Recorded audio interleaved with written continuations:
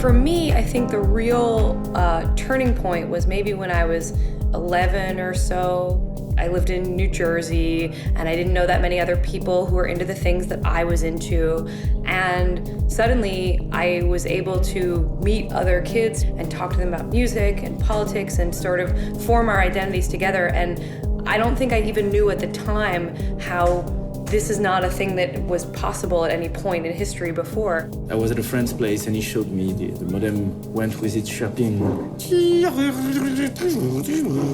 characteristic sound. And instead of just connecting to a computer, he was connected to a gateway computer, giving him the possibility to access other computers. This just blew my mind.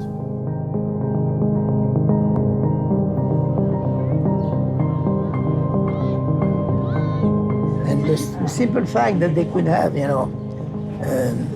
forums or broad discussions with people across the world, thought that it was really magic.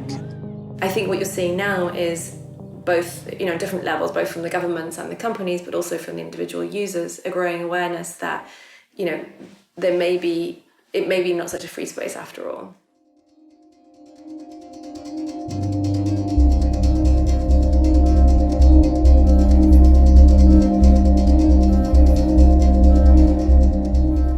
US intelligence confirms it's collecting the private messages of internet users. 9 major internet companies, they include Google, Facebook, Yahoo, Microsoft, Skype, YouTube, Apple, AOL, and PalTalk, have been used by the FBI and the National Security Agency to monitor photos, videos, emails, audio, and all other sorts of information, tracking a sweeping scope of individuals' online activity. After the first dot-com bust, some of the internet companies then there'd been this promise that the internet would be the kind of new economy, and they had thought that people subscribing to services would actually be the way they would make money. But as we found out, nobody was willing to do that, and people really wanted to visit websites and have services online for free. After that, a couple of organizations started experimenting with the idea of using the data that they had on their users and realizing that this was quite valuable in the context of advertising. And that's kind of how it started. It's what some people call the internet's original sin. When 9/11 happened, they took the programs that I had helped do and put together and used them to spy on everybody on the planet, including all US citizens first. We were the first ones who they adopted bulk acquisition and bulk collection on. That was US citizens. They do it in the easiest way they can, which means if companies have assembled information about their customers, then that's a readily accessible set of information about a large number of people. Then the intelligence agencies will simply go there and buy it from that company or get access to their data directly. It's a kind of surveillance that is rather invisible to the person, and that is at the crossroads of public and private actors.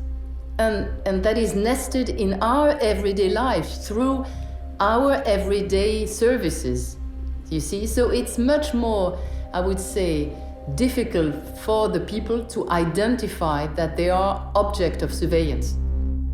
Putting yourself tons of personal information online using Facebook, Instagram, Twitter, whatever, people don't really realize the danger when it comes to that. But people have instant benefits. It's immediate, it's granted to me, and it's free. So it's easy. And it's very difficult to balance something that is free, easy, enjoyable, with something that might be dangerous in a hard-to-predict future.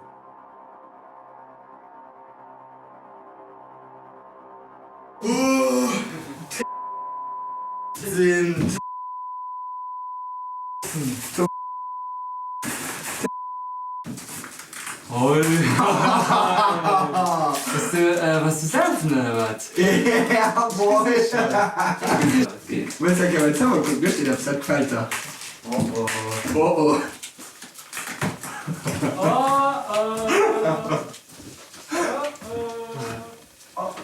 Moin, danke, ich da nicht. Einfach zu checken, was weiter einfach. Details, Filter.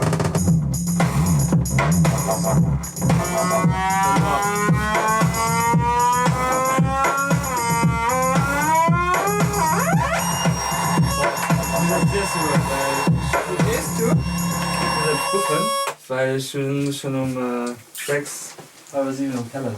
Frag, wen ich spiel dir? Na, wähle.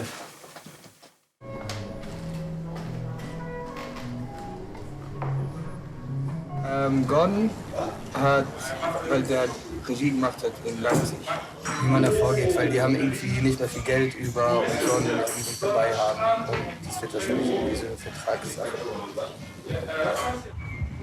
Jo, nee, das ist super. Jo, bis bald. Ciao.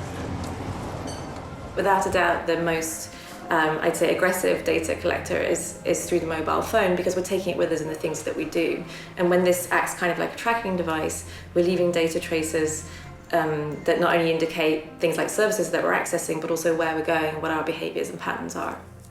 What you can see very quickly is things like, when does that person often go to bed? Are they traveling? Do they call if they're traveling, do they call their partner every morning? Do they call them in the evening? Did they go out for dinner? Who are they talking to? Who are their the social graph is called, meaning the circle of people around them. And so there are different ways that people are then profiled or categorized on the basis of their behaviors. Another thing that's happening is that people, again, through their social media use, are being profiled in terms of maybe their political affiliations, their religion, their sexual orientation, these kinds of things. There's the companies that we're perhaps not surprised are collecting our data. So for example, the news website we go to, or maybe the use of Google, that kind of thing. But then there's the companies that are tracking our data that we don't see, that we don't kind of choose. So for example, when we're looking at a website for the news, there'll be lots of other what are called third-party trackers. Those third party are present, some of them, are present nearly 100% of your navigation. This means that some company that you have not actually endorsed to be present in your navigation, you have not chosen actively, they are still looking what are you doing. And that is present on entertainment, pornography, healthcare, news. This is what some people call the data brokering industry. Some of the most, I'd say, the growth areas there are things like online dating or websites discussing health issues, for example. The business model for the people who are providing the site is to collect your data and often sell it on, for example, in the case of health sites, to pharmaceutical companies. So you checked her out now? Yeah, at least I have some impact. So what is she doing? What is she finding? Let's Yeah, I think so. We can check. I think we posted a picture 5 minutes ago. And right now too. Yeah. She's very. Hallo and Maxwell. Yeah, I'm always sending nice ones and then Kim is answering the ugly ones. I said, that's nice, and Kim said, no, this is nice. Is that like emojis that you have to buy? No, you What just download them. Why would connect my camera? But it's not about this, it's just a possibility that They if want- you it's- want to surveil you, they can do it. Like, Well, but this is technology. This is technology. But I feel like that's why I don't care, because I think, okay, no one wants to know what I'm doing anyway. I mean, But I think it's really interesting that everyone says I don't have anything to hide. Like, I have something to hide because I do stuff which is against the law, and I think we all do in a way. I mean, it's like, I don't have anything to hide. I don't have any. Well, I do actually.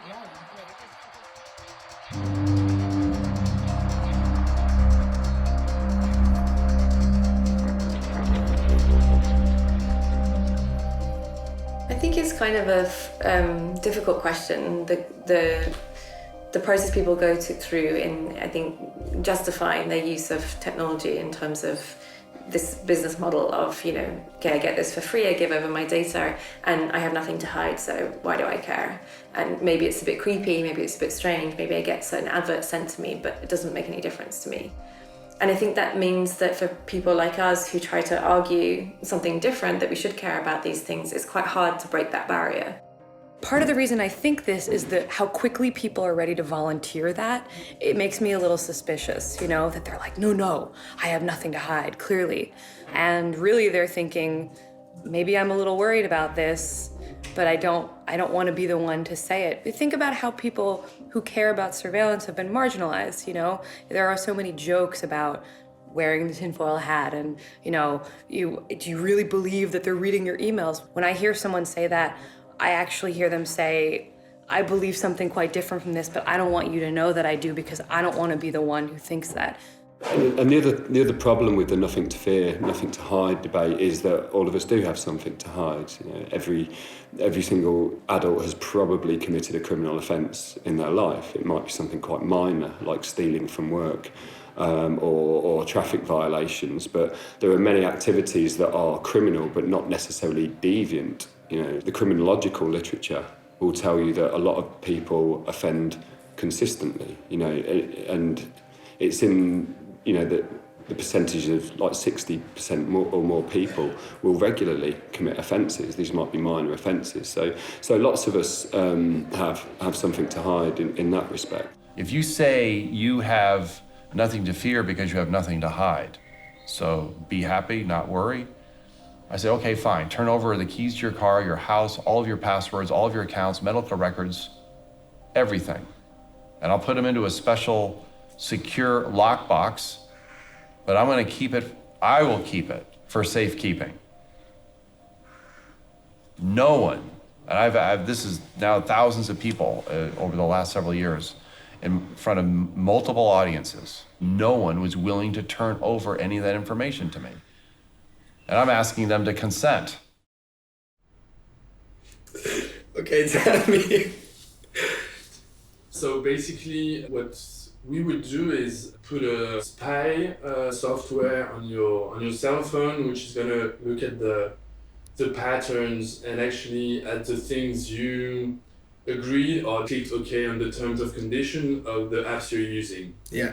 This plus your browser, we would mostly look not really into the contents, but on what we call metadata, where you're going, when do you browse, to whom do you talk, and basically look a little bit like what does your digital life say about you. Yeah.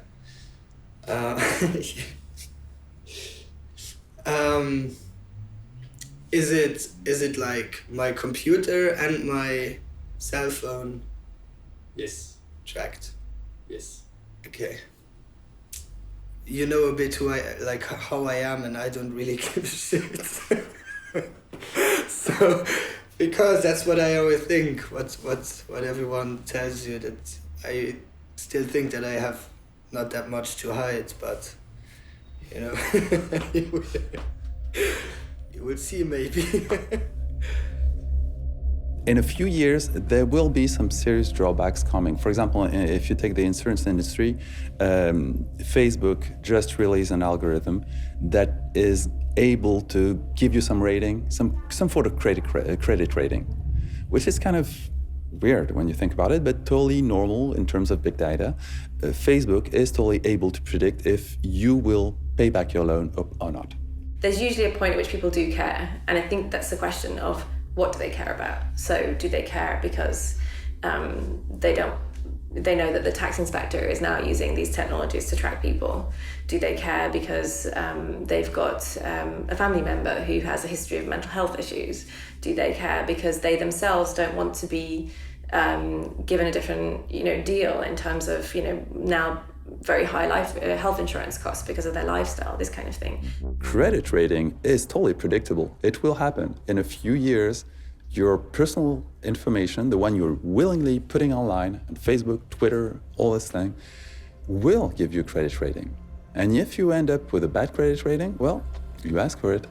You were the one thinking that you had nothing to hide. I like to speak about intimacy. And if fundamental rights seem like something remote, something you may not want to care about because, you have to fill your fridge, you have to pay the rent, you have to wipe the baby's ass and whatnot, then an intimacy is not what you're willing to give up. You understand what it means. Intimacy is those spaces where you are truly yourself, either alone or with people you decide to share this intimacy with. Intimacy is when you're naked, either as a metaphor or really. It's when you can experiment with yourself, you can experiment with new ideas, with new concepts, with new practices, without being judged by your peers. If you're in the middle of a crowd of 100 people and take a guitar and think, what would it do if I played like this, cling, clong, clong? You would never do it. If you're alone in your bedroom with that guitar, you do the cling, clang, clong, and maybe it sounds like shit. And you try again, and again, and again, and again, and again. And maybe after 1,000 times, you'll feel ready to have another person listen to it. And maybe after 10,000 times, you'll feel ready to have 100 people listen to it.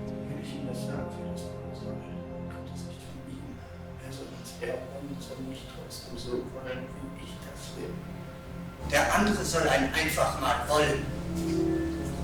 Aber von sich aus soll der wollen. Ja, von sich aus soll er das wollen, aber so wie ich das will. It's because you have an opportunity in your intimacy to experiment without being judged. That you can make mistakes with no cost. It's because of that you can develop your personality. This is what we're being robbed. People don't really think of these things. I think also they don't realize that their situation may someday change. You know, today you might feel like you're not a very political person or your life is not very exciting. But what happens if suddenly, let's say you live in a rural part of the world and an oil company wants to put a pipeline through your land or something, that now suddenly you do have some things to hide. You do have an adversary. Arguing that you don't care about privacy because you have nothing to hide is no different than saying that you don't care about freedom of speech because you have nothing to say. But the bottom line here is, even if you're not using a given right at this precise moment, other people do. Saying that you don't care about a right because you're not using it personally is the most antisocial thing you can possibly say. What it's saying is that I don't care about other people. Now, particularly if this is being said by someone who occupies a position of privilege.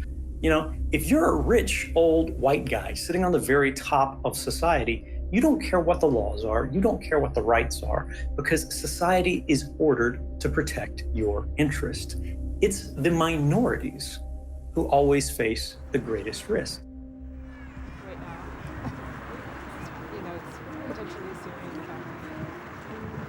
I saw my mom and my grandmother go through some really tough experiences. And I, became aware that discrimination and violence against women and girls wasn't just happening in my family or community. And I decided that I wanted to work on these issues. And it wouldn't be unusual for a human rights researcher to become a target even of US surveillance. I'm someone who has interviewed not only Somalis and Egyptians, but also Iraqis, Afghanis, Yemenis. So, the people that I interview typically are coming from populations of extreme political interest to my own country, to the US.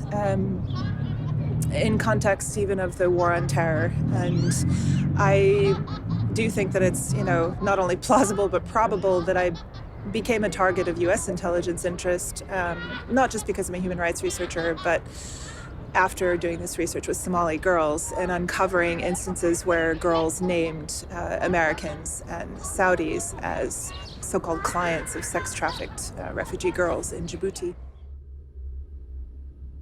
What we see in different countries around the world is the political situation and the sort of political agenda changing quickly. So something that's okay now to talk about might not be okay in 3 years' time. If you combine a drastic and very disruptive technological progress and this soon-to-come political disruption, you will end up in a short time period in something so different that any kind of prospective effort is really, really difficult to make.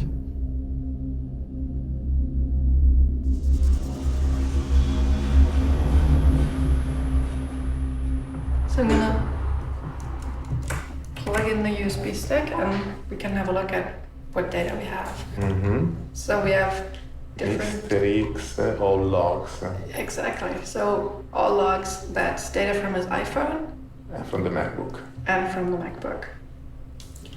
And from the MacBook, we have his browser history, so from his laptop. And from the iPhone, we have lots of different data sources. So we have GPS data, we have an overview of all the apps he has installed, we have his browser history from his iPhone. We know who he called, who's in his address book. We have his Facebook messages, SMS, Skype messages, WhatsApp messages. Damn.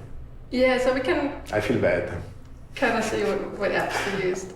So I'm a data analyst, which means I work with databases and I analyze data to usually find fraud or suspicions of fraud in the data. And I'm gonna apply my skills here to, first of all, to identify patterns in the data, to see who Mr. X is, what he does regularly, but also to find things that are unusual in the data. My goal is to correlate the different data sources to see whether there are any patterns between the different data sources. I was dedicated to do privacy analysis on the mainstream website. So understand which are the third-party trackers present in the website. I will try to apply this analysis also to the browsing history of Mr. X. The point is, it's collecting data on that scale on everybody in a country presents the opportunity for the government to go really bad. They just don't understand that. Now, people in Germany who have experience with totalitarian states like the Stasi and the Gestapo and SS, they have living memory of what it means to have that kind of information in a central repository for central government to use. And it's only a matter of whether or not the government is favorable to democratic principles or not as to whether or not they become totalitarian or not.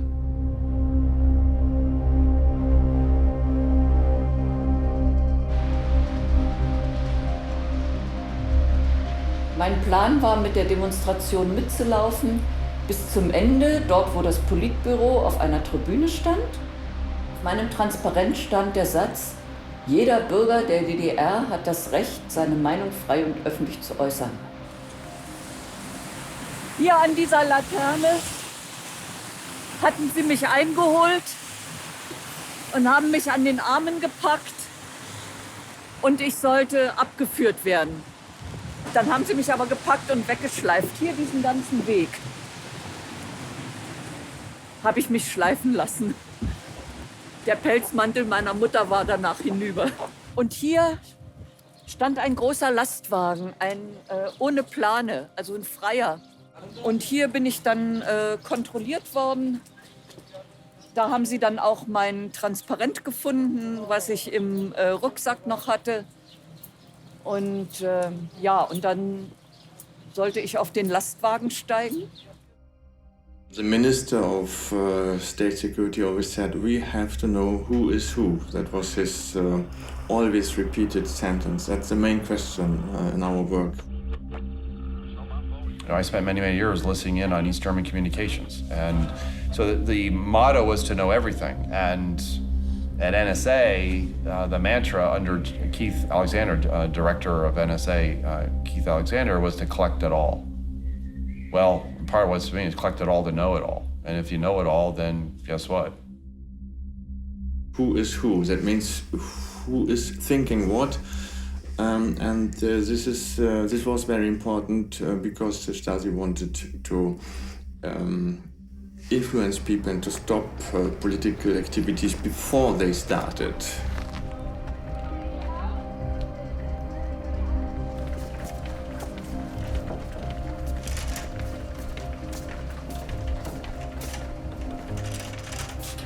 Diese Oppositionenbewegung der 80er Jahre begann in der Hochzeit des Kalten Krieges, als Atomwaffen in Deutschland stationiert wurden.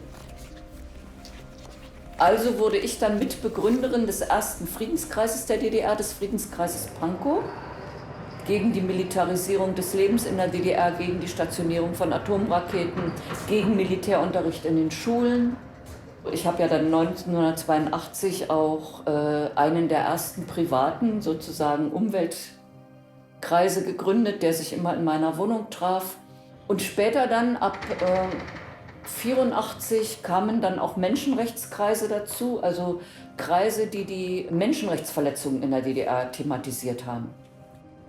I was in the Stasi archives this past year, and it's quite something seeing row after row, file after file, thousands upon tens of thousands of paper-based, which in itself had been the system for keeping track of all that, the system for indexing had gone through several iterations, and they were actually moving, even the Stasi were moving in the 1980s to computer-based systems. Tonbandmitschnitt hier. Hier ist ein Tonbandmitschnitt. So sehen die dann aus. Ja? Da ist bei einer Veranstaltung heimlich ein Tonband mitgelaufen von der Staatssicherheit. Und die Staatssicherheit hat dann dieses Tonband abgehört und hat aufgeschrieben, was ich auf dieser Veranstaltung gesagt habe. Es gab aber auch Abhörprotokolle vom Telefon, weil ich für die Stasi wichtig genug war, meine Anrufe abzuhören. Also das ist hier ein Maßnahmeplan der Staatssicherheit, Plan zur Zersetzung zum OV-Virus. Virus ist der Name meiner Akte. Operativvorgang Virus. Mit dem Ziel, den Einfluss, die Aktivitäten und die Teilnehmerzahlen des Friedenskreises Pankow zurückzudrängen und die führenden Personen des Friedenskreises zu verunsichern, werden folgende Maßnahmen der Zersetzung vorzuschlagen.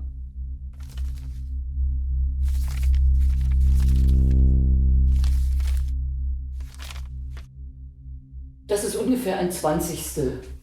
Also ich habe 20 dicke Leitsordner und dann noch ein paar kleinere Aktenteile, die man irgendwo gefunden hat. Ich hatte ja insgesamt 49 inoffizielle Mitarbeiter, die über mich berichtet haben. Im Laufe der Jahre 49, da war ich ziemlich erstaunt. Und Virus, den Namen finde ich auch interessant, ja, den die Stasi uns gegeben hat oder mir gegeben hat. Ich bin also diejenige, die zur Erkrankung des Systems führt. Ne? Fantasie hatten die Jungs schon. Ja.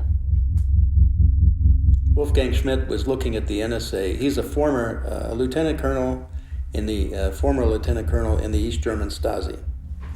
So he was looking at the NSA surveillance program, and he said, to us, meaning the Stasi, this would have been a dream come true.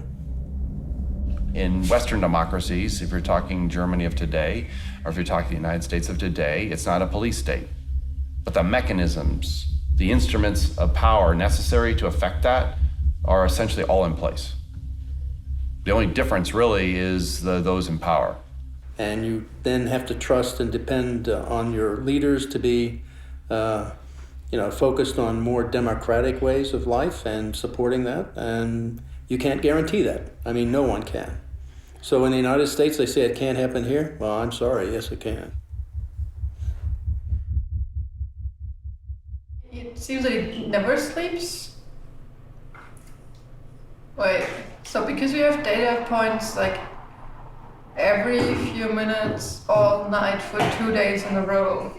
Maybe that's his lifestyle, but...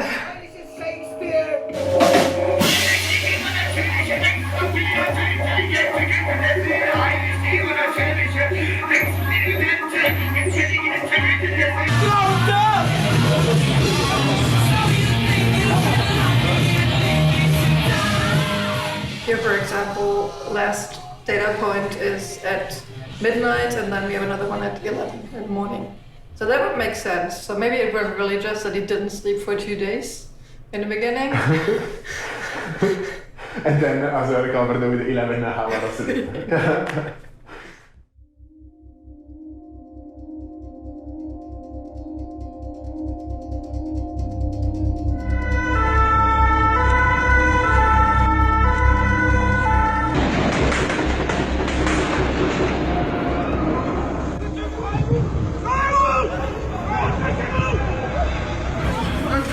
Monsieur, qu'est-ce qui s'est passé?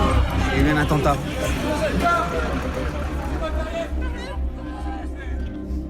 French MPs have approved a bill which would give intelligence services their most intrusive domestic spying abilities ever with little judicial oversight. The move comes in the wake of the Charlie Hebdo attacks in January. This bill will govern all of the powers available to law enforcement, the security and intelligence agencies and the armed forces to acquire the content of communications or communications data. Dies ist ein guter Tag für die Sicherheit und die Freiheit der Bürgerinnen und Bürger Deutschlands. Es ist ein schlechter Tag für die großen Verbrecher aller Art. The net effect is if you are a law-abiding citizen of this country, going about your business and your personal life, you have nothing to fear.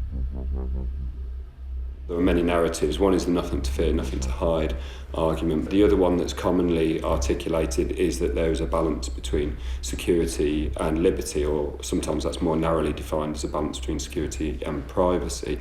It's an extremely problematic way of conceptualising these things for several reasons. Benjamin Franklin said something along the lines that people who are willing to give up their liberty for security will lose both, and they deserve neither. And what I take from that is that there's not a simple balancing. These aren't things you can easily quantify and measure against each other. I would say very simply, bulk surveillance has been a direct and absolute continuing failure.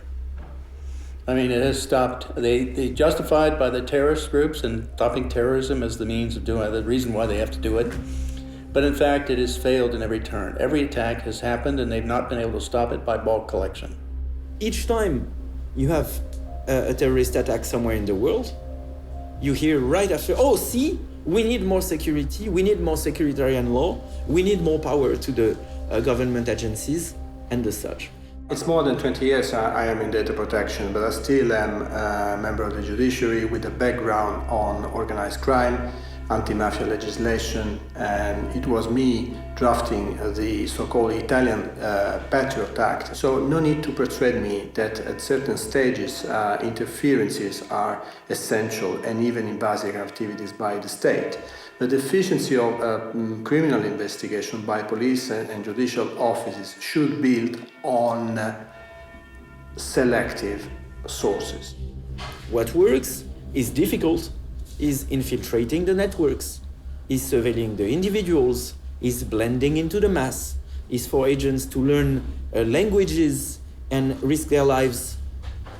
And the agents don't want that. They got those big computer systems where they can watch the whole world. Well, guess what? It doesn't prevent terrorism. That's true in Paris, that's true in Copenhagen, that's true in London, that's true in New York and in Boston and Texas and California. All those attacks, they've never been stopped, yet the people they knew that did it, they knew about them and knew they were potential terrorists. But they didn't do anything about it, and the reason is because of this bulk acquisition. They have to wade through all this bulk data to try to assess them and what they're doing as a threat. That means the consequence of that is people have to die first. Then you go look at the people who did that, and then you focus on them, and then you go after anybody who was associated with them. A focused, targeted approach will give them the opportunity to stop people from dying. That's what they need to do.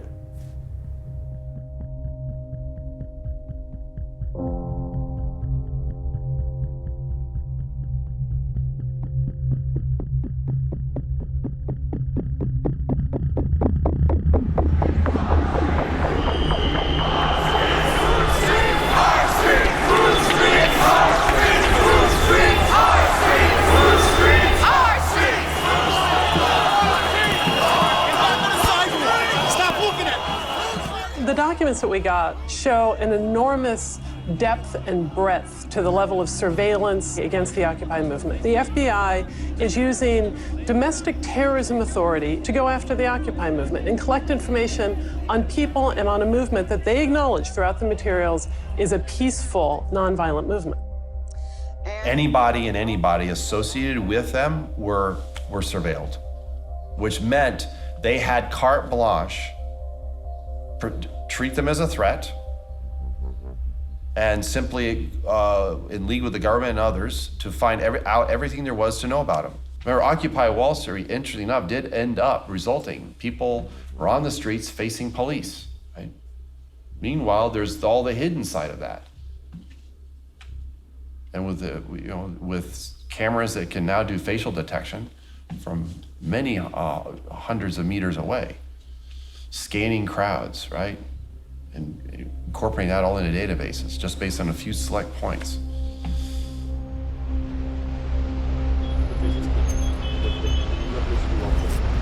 Donc là, si tu regardes par exemple, là où j'ai vraiment pris conscience de la filature, c'est juste là, avant le panneau là.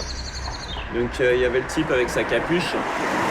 Déjà il y a des moments où les capuches, la capuche, l'air comme ça avec le sac à dos qui regarde obstinément ailleurs quand on le regarde.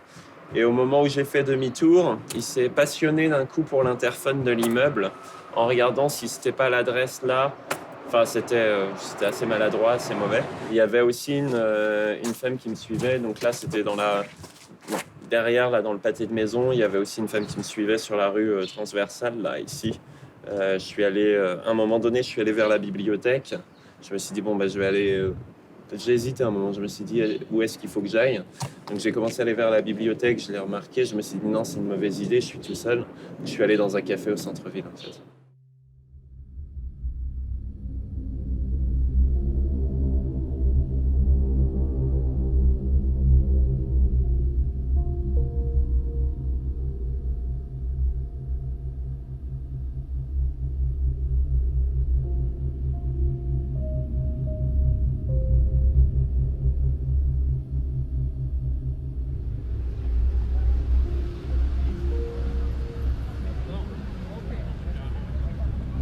Moi j'étais investi depuis plusieurs mois sur les processus d'organisation de la COP21. Donc en gros c'était toutes les questions logistiques et moi j'étais un peu dans la commission juridique de soutien aux manifestants.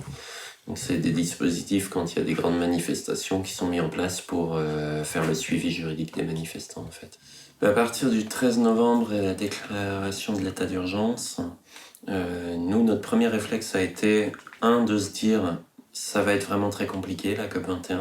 2, de se dire, mince, qu'est-ce qu'ils vont pouvoir utiliser contre les militants? Parce que déjà, le 20 novembre, on s'est posé la question très sérieusement de quel dispositif, et on s'est plongé tout de suite dans la loi d'état d'urgence pour savoir quel dispositif pouvait être utilisé dans le cadre de l'état d'urgence contre les mobilisations de la COP21.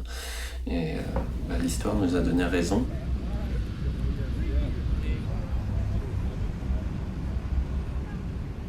Et ça a mis une pression extraordinaire sur l'ensemble des dynamiques, puisque c'était censé être une mobilisation internationale où étaient attendues des dizaines de milliers de personnes, voire des centaines de milliers, parce que c'était plutôt sur ça que tablaient les grandes organisations telles que Havas ou autres, qui le 29 novembre voulaient ramener plusieurs centaines de milliers de personnes dans la rue. When we see activists from Occupy Wall Street being surveilled with the very same tools of mass surveillance, when we see that activists in the US, because they're Muslim, are being surveilled, when we see in France that state of emergency is used against ecology activists and all kind of activism, we have a demonstration that anti-terrorism as a way of governance only leads to injustice, only leads to undue abuse of power. So you understand why the state wants to send examples, right? They don't have to have entire segments of the population being obviously outed, right? They just have to keep track of them. And those that are a bit more, let's say, expressing themselves, let's say a bit more questioning about authority, well, they're the ones we're going to pay a little bit more attention to, especially if they organize, especially if they associate. La note blanche, c'est toutes les petites notes cumulées que les agents de renseignement prennent sur le terrain. Par exemple, là, je vois animateur du camp de Bure. Donc effectivement, pendant 10 jours, il y a eu un camp un village organisé à Bure, dans l'est de la France, contre un projet d'enfouissement de déchets nucléaires. Donc ça rassemblait 800 personnes par jour, et c'était en lien avec les associations locales, ça a été construit avec les habitants du coin, ça a été construit avec énormément de monde. Donc de ne retenir que il y a eu des actions, de le superposer à il a animé des réunions, c'est comme si j'avais organisé ces actions en fait. On met ça dans la note blanche. Je participe à la mobilisation, je fais partie du collectif de soutien à la lutte de Notre-Dame-des-Landes contre la construction d'un aéroport à Nantes. On avait organisé juste un petit rassemblement spontané à la station Notre-Dame-des-Champs à Paris. Et ça, c'est faisceau d'indices concordants. On n'a pas de fait, on n'a rien, pas d'accusation. Et pour cause, j'ai un casier judiciaire vierge, il n'y a pas de fait en fait. Ça montre vraiment qu'à la fin, on construit une figure de l'ennemi intérieur, de la personne qui va menacer les institutions de l'État. Et c'est ce qui se retrouve à la fin quand c'est écrit que l'intéressé participe activement depuis plusieurs années aux actions menées contre les représentations de l'État. Voilà. Et à la fin, on a ça. Et cette feuille-là, quand un juge il a ça, et ben il part du principe que ce qui est là, c'est suffisamment convaincant pour qu'on ne remette pas en cause la version officielle, en fait. Do we really want a preemptive crime society where if I decide you might be? I mean, this is what's happening. This is where if you get this much information, the temptation of a secret power to abuse it, where you turn your own people inside out because you have the power to do so. And that is pathological. This is a pathological condition. It goes far beyond actual threats. It goes far, you have threats, right? Because that's to justify the need for all of this security apparatus. But you're ultimately using it for social control. I think any state which does surveillance is essentially to make sure the state power will not be endangered by the people. They want to keep the power. So they want to know what people are doing, with whom they have relationships, so that they can, if necessary, block the people they think are part of the political antagonism. We redefine what privacy is. No reasonable expectation of privacy. Wow, redefine privacy, so you define it away in a way that actually suits the interests of national security. Whoa, remember that thing? Nothing to fear, nothing to hide. Then why, if you're so fearful, are you that fearful of the people? I mean, I can reverse all of this. I can reverse it and say, they must be incredibly fearful of the people. They may not say it that way, but then why would you need all these records, just in case?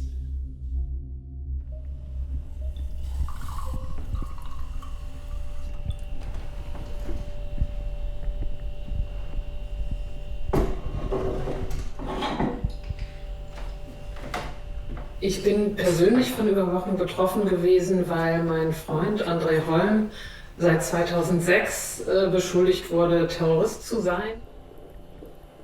André ist Soziologe und beschäftigt sich mit dem Thema Gentrifizierung in Berlin sehr viel, schon seit vielen Jahren, und hat viele Texte veröffentlicht als Wissenschaftler, auch als Aktivist, weil er sich für Mieter und Mieterinnen in Berlin einsetzt.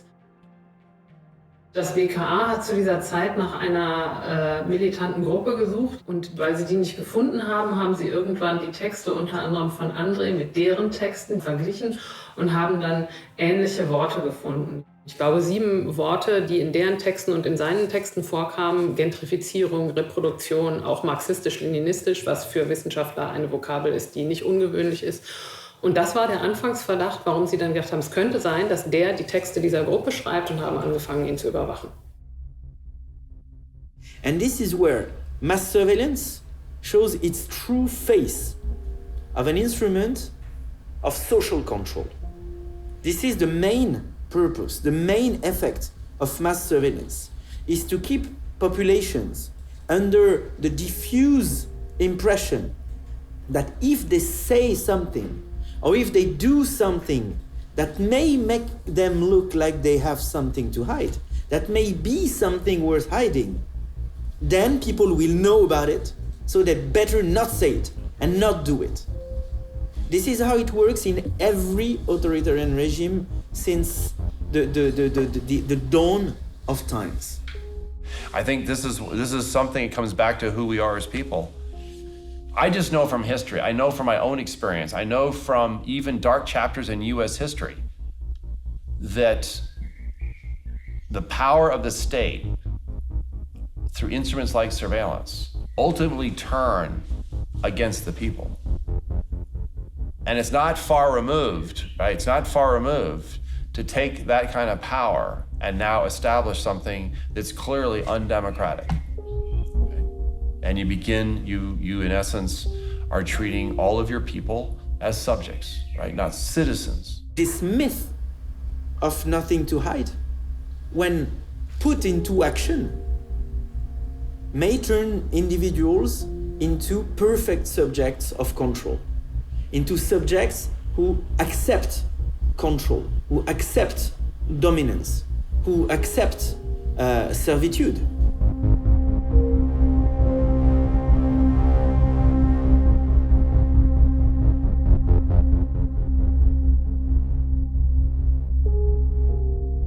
You remember, even in 1984, I mean, that's a novel that has become very real for me. Or even in Brave New World, which is another way of looking at this, okay? Sort of the bread and circuses routine, right? Here's the problem. If I say I have nothing to hide, I'm gonna come back to that because I have people in my network right now that will actually say that knowing full well what they say. Then where does it end? Because if you say in terms of electronic communications, I have no reasonable expectation of privacy, then where do I have an expectation of privacy?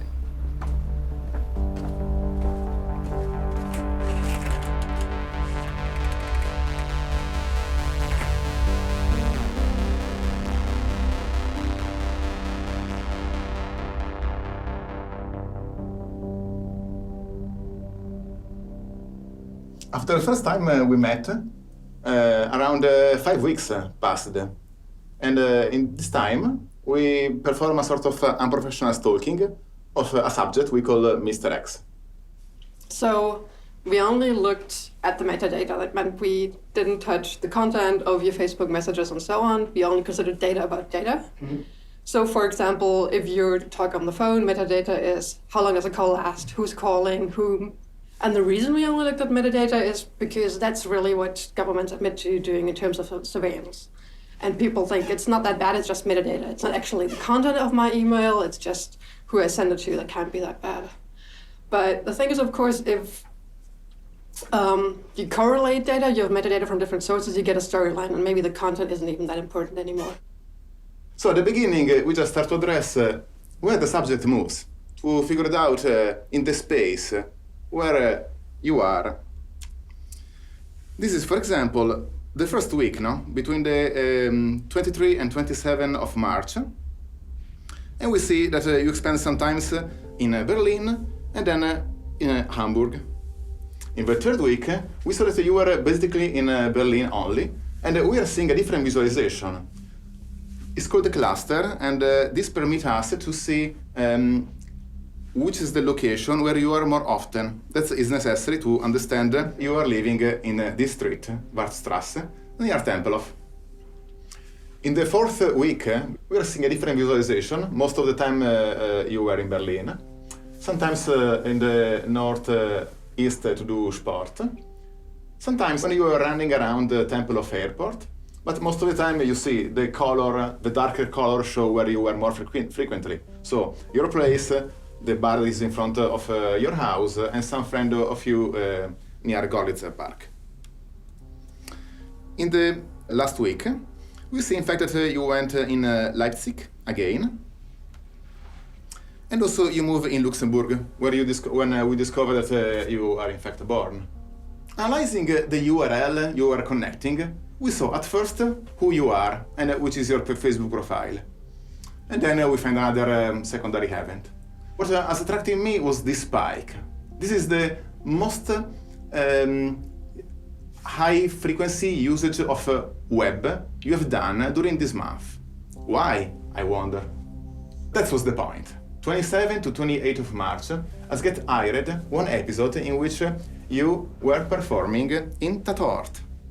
The reason of the spike of the navigation is that you were quite concerned on the critics and the reaction of the person. So mostly you are checking if everything went good, if your performance has been appreciated by the audience. A spike of Facebook message appears of persons that normally don't talk with you. So probably they were just telling, congratulations, I saw you, well done, Max. And this is the same kind of anomaly that happened during the birthday. When persons that normally are not in touch with you, but for that day, they arrive. We saw that you were quite active all the night, until 6 a.m. at least, maybe with a couple of hours of stop. Another way to see anyway the metadata is just to synthesize and take some very peculiar moment of the day. For example, where you were between the 4 a.m. and the 5 a.m. So, where did you see last night? Mostly we see that are 2 days where you are in the towers. And if we unzoom the map at European level, we saw clearly the Hamburg and Leipzig, where you were for a couple of special events. Okay, so here's a quick overview of the data that we collected from you. You can see that it varies per day. We get a lot of location coordinates. So we did an analysis of what domains or what websites you visit when you surf the web. And that huge blue bar on the left that you see there is Facebook. So a lot of your web activity is concentrated there. You also go to some other websites, like you research travel, you Google some things, of course. You order food, you watch a lot of online videos, you watch some porn, you're interested in synthesizers, but still Facebook is like the thing for you. What's always really interesting is to look at people's Google searches, because usually you can learn quite a lot about what goes on in people's minds by looking at their Google searches. You did 83 Google searches in 1 month, and that seemed like not a lot to me. No. I did some research. I found that the average person apparently does 150 a month. Really? That's not much of Google searches, though. No. That's funny, yeah. Just to know, all the websites you navigated, for the 72% of the time, they include Facebook. What does it mean? When you are connecting yourself to a website, you feel that you are just doing a connection to a single host, and only one entity, one organization knows about your activity. In fact, there are other third party. There are many, at least between 5 to 20, depends on the kind of website. But in this case, the two most frequent are normally Facebook and Google. And Facebook was clearly aware of what you were doing, also if you were not in Facebook. We made this analysis mostly by hand because it's not our job.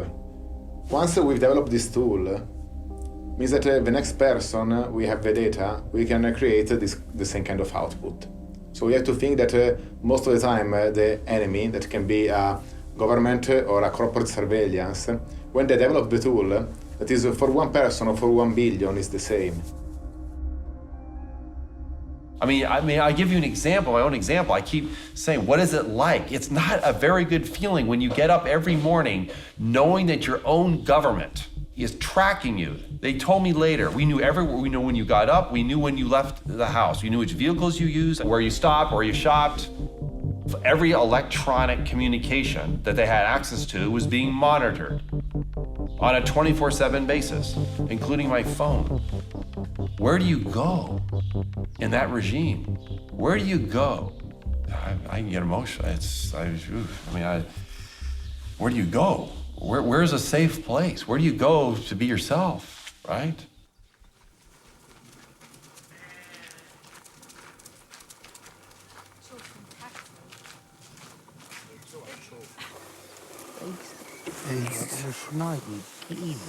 Natuur.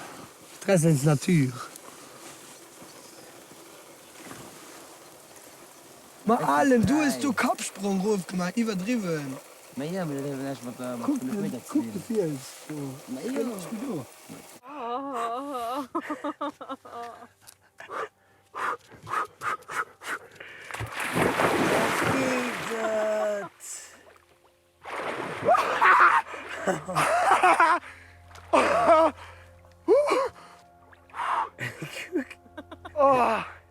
Oh, c'est bon. Oh, c'est froid. Are we back down to just my physical body? Just literally the only thing left now is in my head that's private? And even that's suspect with emerging technology? So where do I go that's safe? Where's the safe from? I get back to 1984. Winston cowered in the corner.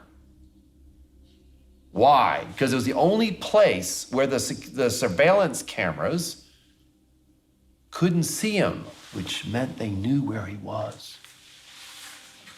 And in the end, people forget the rest of the book. They haven't read, people have finished reading 1984. It's quite dystopian because even Winston gives up. Winston is the protagonist. Winston is the person in all of this, right? What happens to Winston is what happens to society. Also die allermeisten inoffiziellen Mitarbeiter, die lange für die Stasi gearbeitet haben, und das ist die Mehrzahl, die hat das freiwillig gemacht. Zum Teil haben sie ein bisschen Geld gekriegt, ja, zum Teil ein paar kleinere Geschenke. Aber ich glaube, die Hauptsache war dieses Machtgefühl, was die hatten. Aber es war der Mann, der Bruder, ja, der Vater, der Sohn und so weiter. Die ganze Palette. Naja, das hat ja, glaube ich, gesagt. Ja, in meinem Fall war es mein Mann. Und der hat aber dann später gesagt, er hätte das gemacht, weil er Angst hatte, dass ich verhaftet werden könnte. Und dass, wenn er mit der Stasi zusammenarbeitet, er das erfahren würde, dass ich verhaftet werde oder werden soll und mich dann davor schützen kann. Und ich glaube ihm das auch, weil als ich zu dieser Demonstration gehen wollte, bei der ich dann verhaftet wurde, er hat alles versucht, mich davon abzuhalten, außer zu sagen, du, ich weiß es von meinem Führungsoffizier, dass du verhaftet werden sollst, also bleib hier. Das hat er nicht gemacht, ja.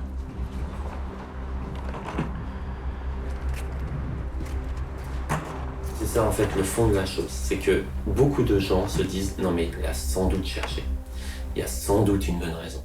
Ils font pas ça sans rien, ils le surveillent pas sans rien. Il y a plusieurs personnes qui m'ont dit mais attends, si t'es assigné, c'est quand même que tu fais quand même des choses quoi. Enfin t'as bien dû jeter des machins ou t'as bien dû faire quelque chose. Et quand il y a une prise de conscience que c'est pas le cas, c'est là que la plupart des gens se disent ah merde, je pourrais être surveillé, je pourrais avoir des problèmes aussi. Et c'est ce qui s'est passé pour ma famille et pas mal de gens de mon entourage qui me connaissent, qui savent qui je suis et qui, eux, ont violemment pris conscience de ce que voulait dire la surveillance et de ce que ça pouvait entraîner comme conséquence, en fait. Pour moi, c'était un peu difficile parce que je savais que Joël était surveillé. Et puis cette surveillance, donc quand on le sait pas, mais dès qu'on commence à s'en douter et qu'on en est sûr, bah c'est une intrusion dans l'intimité qui est quand même très violente et enfin moi je l'ai vraiment vécu comme une violation de mon intimité. Moi ça m'a mis vraiment, je pense, une bonne semaine à me dire allez, faut que la vie elle continue et il faut pas rester dans cette paranoïa et cet état de psychose et post-traumatique. Vraiment. Et donc, la plupart des gens se pensent à l'abri de ça, mais il suffit que la police se trompe de porte lors d'une perquisition administrative sous état d'urgence, qu'un voisin mal intentionné ou un collègue mal intentionné dit lui, il est louche, il s'est rasé la barbe, il va à la mosquée, et on peut très vite tomber dans cette case de la personne surveillée en fait. Et d'avoir le sentiment qu'on est à l'abri de ça parce qu'on n'a rien à se reprocher,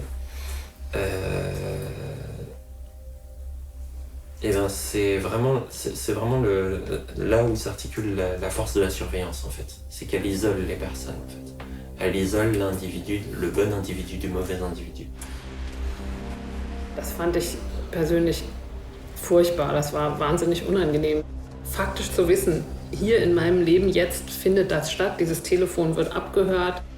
Es gab Observationen auf der Straße, also zivile Beamte, die unsere Wohnung beobachtet haben oder uns hinterhergelaufen sind. Es hat auch Kameras gegeben, das wissen wir aus den Akten, die auf unsere Hauseingangstür gerichtet waren und auf den Hinterhof. Andres Eltern, die phasenweise auch mit überwacht worden sind, weil unterstellt wurde, dass selbst die in dieser terroristischen Geschichte mit drin stecken. Wir wissen von BKA-Überwachung von 2006 bis 2010, also 4 Jahre. Ob die vorher überwacht haben oder uns jetzt noch beobachten, wissen wir nicht. Wobei ich auch in Akten später gesehen habe, dass auch meine öffentlichen Veranstaltungen, wenn ich über dieses Verfahren berichtet habe und über die Überwachung berichtet habe, dass auch das vom Verfassungsschutz beobachtet wurde damals. Und das kann ja sein, dass das bis heute stattfindet. Aber ich bin Jahre später irgendwann mal in den USA gewesen und kann mich sehr deutlich an das Gefühl erinnern, in diesem Hotel auf dem Bett zu sitzen und zu denken, jetzt sind sie wahrscheinlich nicht da. Und das war ein unglaublich befreiendes Gefühl, plötzlich das erste Mal das Gefühl zu haben, ich bin alleine. The feeling of not being able to conduct my work or my personal life without prying eyes and ears felt like an injustice, an invasion. There are levels in which it affects you also emotionally. In 2013, my mother, was given a diagnosis of a terminal illness, and some of the most important conversations of anyone's life, certainly my life, took place, as my mother was actually on her deathbed. And, after these feelings of, just total invasion, I wasn't able to sort of just connect with this experience of taking care of my mother without doing something about, the mobile phones that are constantly in the room. So, maybe strange to say, but it offered me some little bit of comfort while taking care of my mother to put the phones in the other room. And literally when she was, sharing with me some of the, the last things that she wanted to say to me, I had to go put the phones in the freezer. And, maybe that sounds nuts to a lot of people, but, it's mass surveillance, comes home. It's not just something that happens over there or to, NSA contractors. It's not just something that, famous people talk about or journalists are concerned about. It can touch the lives of people who think of themselves as regular people. What can make a bit afraid is really like this dislocation things. Like, I mean, this weekend where I was in Hamburg, that's really weird. Like to see like I was this thought at that point. You are clubbing here. Yeah. Those are things that is really, really personal stuff, where you don't want to share it with someone. I have kind of a conclusion, of course. Working on your data for hours, you start to think about, who is that person, what are they doing? And from what I learned about you, what I saw about you, I guess that's kind of the image I arrived at, that you're like an active social person who's definitely not nerdy. There's nothing about politics, for example, on there, so I have no idea if you care about politics, and if you care about politics, like what your views are. That's crazy. But did you see that I'm a wealthy person on how I interact, or? We can guess from the social graph. So we don't know the person, but we assume that if you're in touch with a famous actor, implicitly you belong to certain kind of social circle. If your provenance is a person that speaks 3 languages, came from one of the healthiest places in Europe, again, is another probability, another high chance that maybe you belong to a certain kind of social status. And then it plays a role in terms of, for example, credit rating. Insurance might become more expensive for you, or products at the extreme end might become more or less expensive for you, depending on how much money you have and how much you want them. Because we can kind of see what you do and what you need. If you have the indicator of don't sleep for 2 days in a row, or to be in the point A to a point B in less than this amount of time, that means you are going fast with your car, are things that somehow discriminate you. Yeah, I feel that is really unfair. And Facebook addict, yeah, it seems really weird because I don't post that much, you know. I don't go like stalking people. It's more like to do, well, yeah, to advertise like my job. I was using when you connect us Facebook the first time to understand when you wake up. Yeah, I guess most of the people do that. I don't know. I do it like this. It's weird. You have to think that the app we are installing in our mobile phone most of the time have access to some of the metadata we used. And you don't know exactly who is behind. We promised to you that we are not going to make any harm with your data. But when your data are collected by 20 or more anonymous company in the other side of the ocean, and you for them are just a number, that is the scary aspect of the corporate surveillance. They pull in all the metadata of your transactions, and then they can do timelines of your entire relationship in the community that you have and the transactions over time in sequence, and build basically a timeline of your electronic life. It's all done automatically with software. It doesn't take people to do it. They called it the corporate store, sort of in quotes, the corporate store. It started off with just phone numbers, which obviously can be indexed to names and addresses. And then it turned into emails, financial information, internet usage.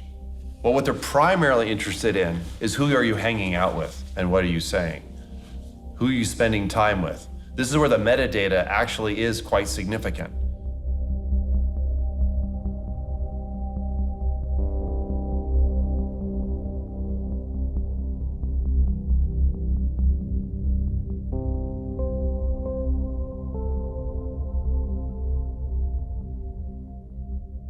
My view on it has changed a lot though, because I saw exactly like what is possible and how far you can really go. It's hard to see it in front of your eyes, like all this stuff, all this data, and that someone talking about you, like that you never met before. Stuff like that. That was really weird. The most shocking for me was to see in the cinema like all these names appearing all over the place, like on my contacts of my phone, of my Facebook, ranked like in different kind of actors, directors, friends, maybe friends, we don't know, maybe lovers, yeah, all this. And even they had a weird feeling because a lot of people came back and were really asking like, oh, how is the surveillance going and the movie thing, because I guess that was something really, really weird for them to hear from me, that I'm next to them and I get surveilled like the whole time. You know, for close friends or whatever, like they were like, this is pretty. These questions, they came always back, like these questions of, was it really a good idea to do it? And do I really want to show my behavior on my phone or on my internet and everything? And I think it changed a bit, maybe my behavior in that time, but I could not say really how. It was just a bit weird that I really saw that there were that less information, considering like Google searches, for example, you know. Those are things that were a bit like, hey, so what did I do actually this months? If you look down through history, I mean, the cases, most recent ones are the Soviet Union and East Germany. If you looked at the surveillance states that they had and how that worked, was people became very sensitive to being watched and monitored, and they were afraid to do anything unique or different that is adventuresome, to take a risk, right? That destroys that sense of the freedom to do that when you're being monitored. And so what that does is it stagnates the society. I mean, the society doesn't advance because there's no creativity and innovation. This is an impact on society that's huge, especially in a free society where we should be able to say what we want to say, especially in a private setting. And that's something that is oftentimes kind of done away with when they ask, you know, what's actually the damage? What's the problem? What's like your direct effect Where's the dead body, in a way, if you don't have privacy? And we oftentimes don't have a dead body, we just have a body that doesn't move too much anymore. If your legend is you have nothing to hide, if you try to make yourself believe you have nothing to hide, then you will speak like if you have nothing to hide. Then there are things you won't say. There are things you won't do. There might be people you won't meet. And this is all we lose collectively as a society.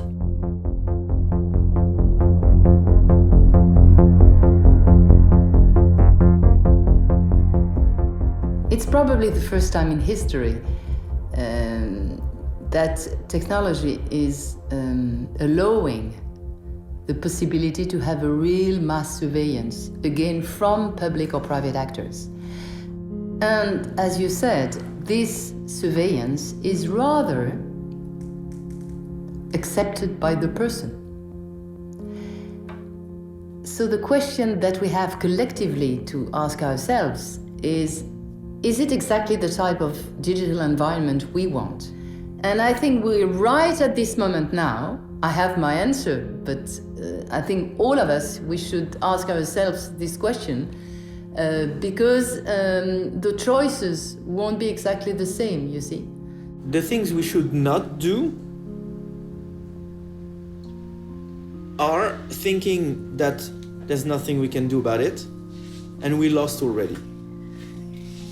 What we can do is to convince each and everyone that it's not a lost battle and that it is worth fighting to start with. Es gibt keine unwichtigen Informationen. Und jede Information kann missbraucht werden, wenn es jemand missbrauchen will. Und ich sage den Schülern immer, ihr müsst aufpassen, was ihr von euch preisgebt. Denn so schön diese neuen Möglichkeiten alle sind, aber die beinhalten auch eine Überwachung der heutigen Menschen, von denen die Stasi nur träumen konnte. I think another thing people can start to do is also play around with just kind of feeling like they understand how the technology works a bit more. You know, using a computer or a mobile phone, we've been taught that it's a bit like a washing machine. You know, you put stuff in, you press the program, and then you don't think about how it works. The truth is the less you know, the less control you have over what's happening. So, like, motivating people to get a bit more interested in knowing how the internet works, or knowing how your device works, or knowing why it is that the company's giving you free services is pretty important. There are a lot of things you have to learn.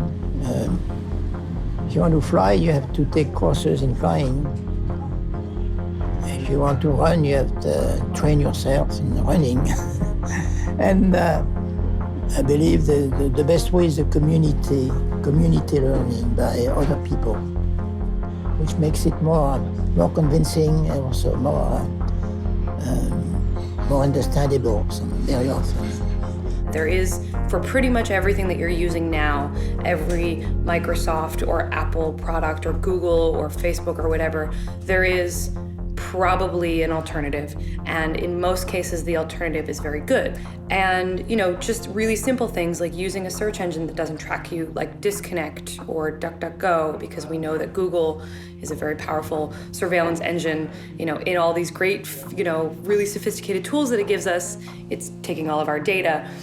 Signal for texting is something that I teach. Tor browser, that is the web browser that helps protect some of your personally identifiable information from websites you visit, from your internet service provider, from anyone who's observing your network traffic, whether they are, you know, your work IT department or a sovereign state. I think we have to be very humble here. We have to think very carefully how we speak about those things.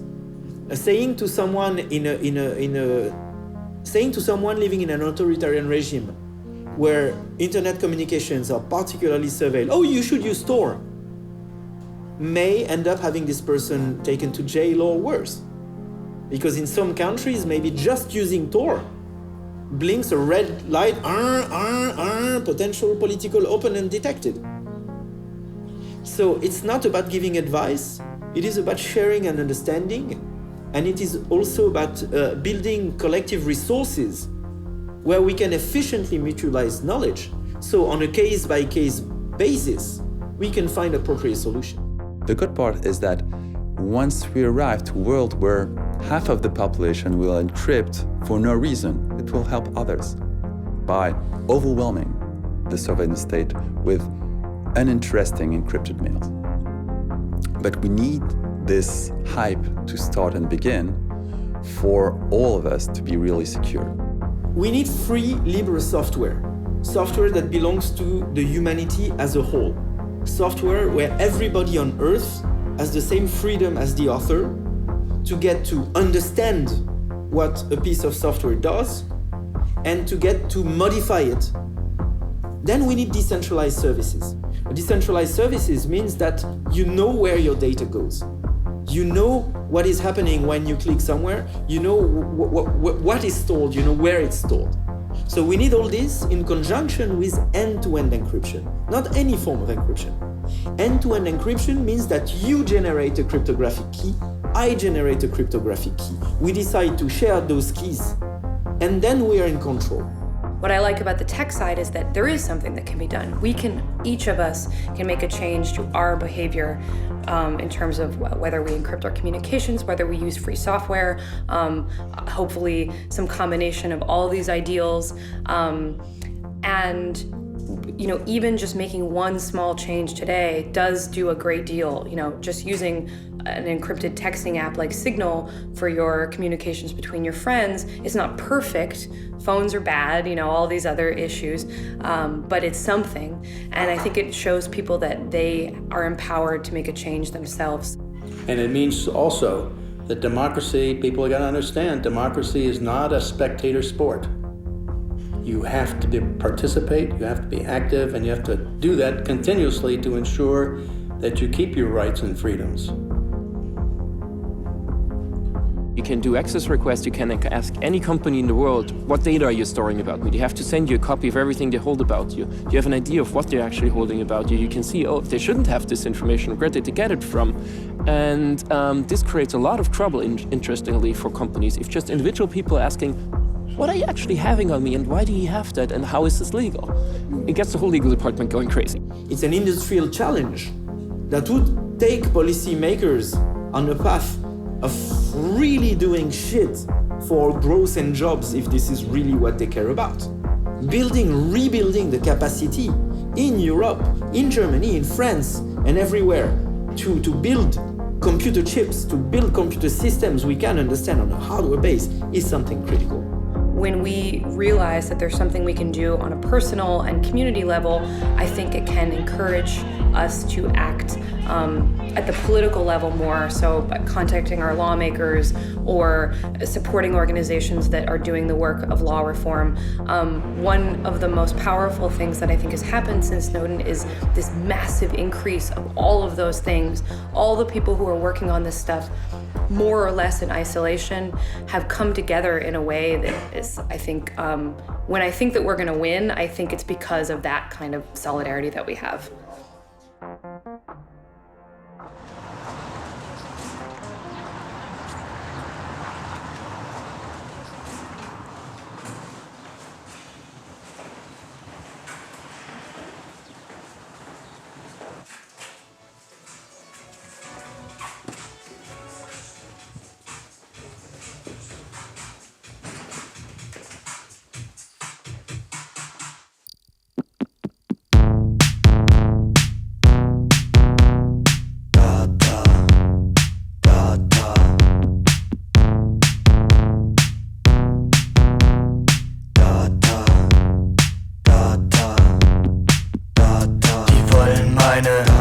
Ich geb denen meine, die klauen meine, sowieso. Die wollen meine, ich geb denen meine, die klauen meine, sowieso. Data ich, Data du, Data ich, Data du, Data ich, Data du, Data wir, Data ihr. Er greift nach dir, der Megadata-Wurm, im Netz versteckt, Metadata-Sturm. Er greift nach dir, der Megadata-Wurm, im Netz versteckt, Metadata-Sturm. Data,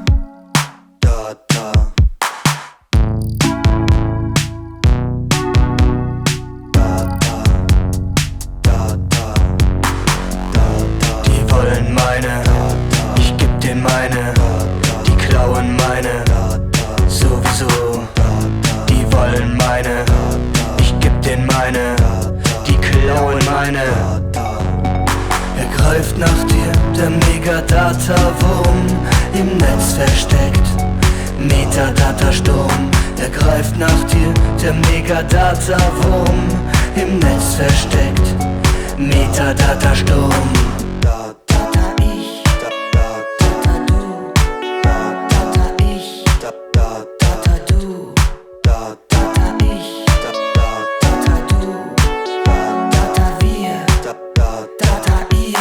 Die Staatsmacht wird unsere Data inspizieren, analysieren, sich konspirieren und damit regieren. Er greift nach dir, der Megadata-Wurm im Netz versteckt. Metadata-Sturm, er greift nach dir, der Megadata-Wurm im Netz versteckt.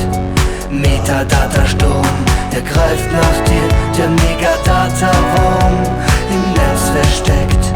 Metadata-Sturm, er greift nach dir, der Megadata-Wurm im Netz versteckt. Metadata-Sturm.